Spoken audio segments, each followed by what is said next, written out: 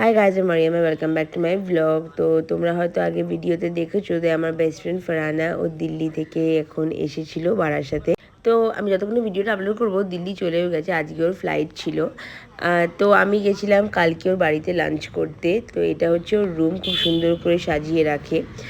আর তারপর আমি যাওয়ার পর আমাকে দিল গ্লুকন-ডি খেতে। ওটা খেয়ে আমরা গেলাম 3 তলায়, ওদের নতুন আর কি 3 তলা হচ্ছে, তো ওখানে আমি গেলাম।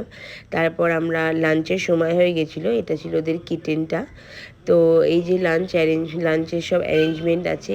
তো দেখতেই পাচ্ছ লাঞ্চের প্রচুর অ্যারেঞ্জমেন্ট ছিল। তো আমি ফারু আর ওর বোন আমরা 3জন একসাথে বসে লাঞ্চ করি। তো লাঞ্চ খাওয়ার পর আমি এই ড্রেসটা ট্রাই করছিলাম, এটাও আমাকে গিফট করেছে। তো খুব সুন্দর সালোয়ারটা, আর 3 পিস সালোয়ার ছিল, খুব ভালো লেগেছে আমার।